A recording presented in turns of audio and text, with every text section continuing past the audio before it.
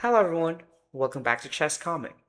I've been losing a lot of games lately, and yes, it's kind of frustrating. Luckily, I'm still able to play a few good games, and this is one of them.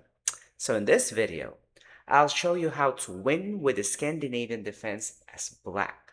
So this opening is simple, yet aggressive, and perfect if you want to take your opponent out of their comfort zone. There are no fancy stuff. It's mostly strategical. So, if you guys are ready, let's buckle up. Here, yep, I'm playing black. My opponent played e4, then I played d5, takes, knight c3, queen a5, d4, knight f6, knight f3, and now I chose knight c6. He played bishop to b5, threatening to play d5, in which I played knight to d5. And now I play bishop d2, takes, check, and then I took back, takes, and these are still part of the line. Now my threat is to play bishop to g4, and my opponent stopped it by playing h3. Here I got two lines. One is bishop f5 is one, and one is bishop a6. So I chose to play bishop to f5. And bishop a6 stops the king from castling, although the king can still choose to castle on the queen side. Now, he castles. I play bishop e4, threatening to take the knight, and he played knight e1.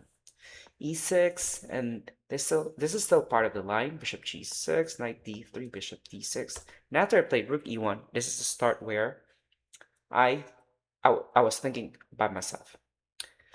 I played bishop g3 to attack the rook. I played rook e2, castles, knight e5, and for some reasons, of course, it's pretty obvious that I've got a pair of bishops, right? And it's a semi-open game, which gives me a slight advantage. Although, this knight on e5 is very strong for me.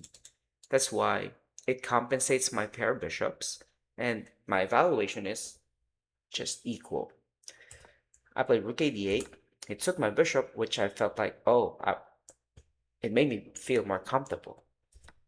Took back, queen d3, and then here, let me just go back. My threat is actually to play c5. That's why I played queen to d3.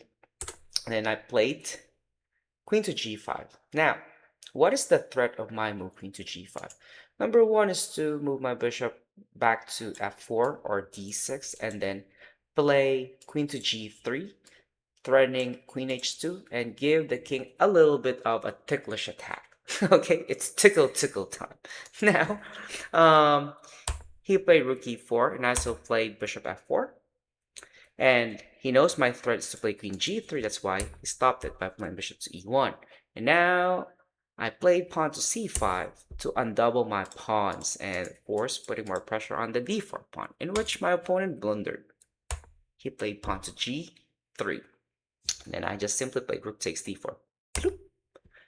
What's the threat? I mean, simple. I just took a pawn. And then he took back, I took back, and now he cannot capture because I got a forky dorky on e3. That's why now I'm up by a pawn. He played king g2, I played bishop e3. Now, if you guys notice, right? There's no fancy stuff. It's mostly strategical, where I put my pieces into the right squares because my plan is to create a checkmate threat. And then for some reasons, my opponent blundered where I was able to pull off a tactic to win a pawn. And now, here goes strategical again on how to grind a win by being up a pawn. So, he played queen c4, in which I have already calculated this in my mind, that I'll just play c5. This is also part of what I've thought. Then I'll just play queen to d5. I don't mind him capturing my pawn on a7, because if he did, I'll just play queen c4. See, there's no tactics again. It's just strategical. Let him capture, then I'll attack a weakness. And if I'm able to capture this pawn, his king is going to be in trouble.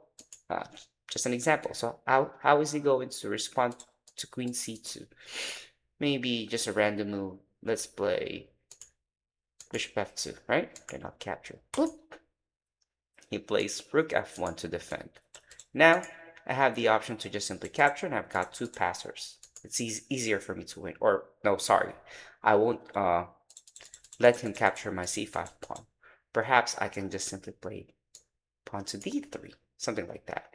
Then I got the option to play pawn to d2. If he captures, I promote queen. Check, right?